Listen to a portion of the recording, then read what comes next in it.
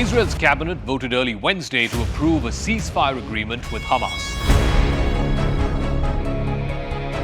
The objective of the ceasefire was to secure the release of around 50 hostages who have been abducted and have been taken into Gaza since the October 7th terror attack. The deal was made to secure the hostages in exchange for a 4-day ceasefire. The details of the deal were not made public immediately, but an Israeli government official told reporters Tuesday that the agreement could help secure the release of up to 50 Israelis, most of them women and children. The hostages will be released in groups of 10 to 15 every single day. Israeli ministers who participated in the war cabinet meeting which approved this move said that the first release of hostages will take place starting Thursday. This decision was then made public by Prime Minister Benjamin Netanyahu. His office put out a WhatsApp message early Wednesday which confirmed the contours of this deal. Now, the message did go on to say that they would allow for a pause of at least 4 days in the fighting that's happening in Gaza.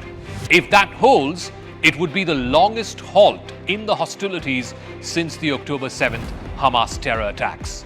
Those attacks prompted Israel to begin a massive bombardment and subsequently a ground invasion of Gaza. Netanyahu's office also said that women and children would be among the hostages who were first released and that the release of every 10 additional hostages will result in an additional day of this pause or the ceasefire. Now, reports of this deal on securing the release of hostages in exchange for a ceasefire had first appeared on Tuesday. That's when both Hamas and Israel had said that they were very close to reaching an agreement. Qatar had played a prominent role in brokering the talks on the deal to secure the release of hostages. But the hostages, like I said, will probably not be released until early Thursday at the earliest.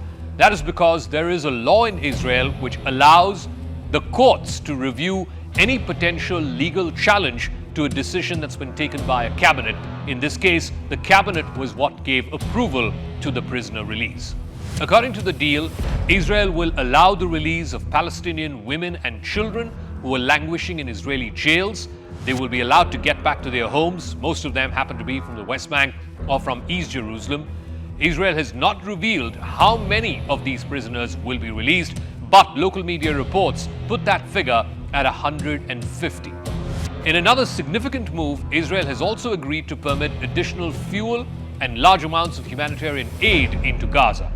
Israel had blocked fuel and aid supplies to Gaza, fearing that that could be turned over to Hamas, even as the besieged Palestinian enclave, the Gaza Strip, was facing an unprecedented humanitarian crisis.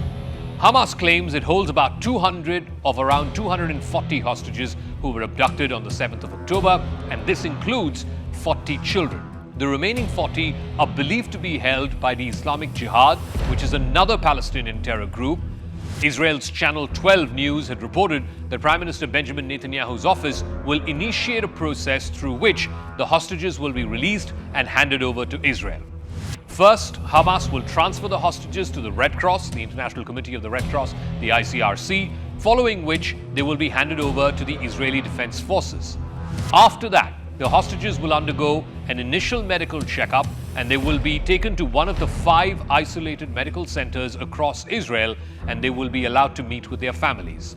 After the first meeting with their families, medical and defense officials will check whether some of the hostages can be questioned. And finally, the hostages will have to undergo a debriefing session along with security authorities before they are finally released for good back to their family members. Now, before the war cabinet voted on this agreement, Netanyahu had reiterated that the war against Hamas in Gaza will continue until Hamas is eliminated and all hostages are released. This is what he had said: "We are at war and this war will continue until all our goals are achieved." Netanyahu also added that securing the return of hostages was a sacred priority and that he's committed fully to it.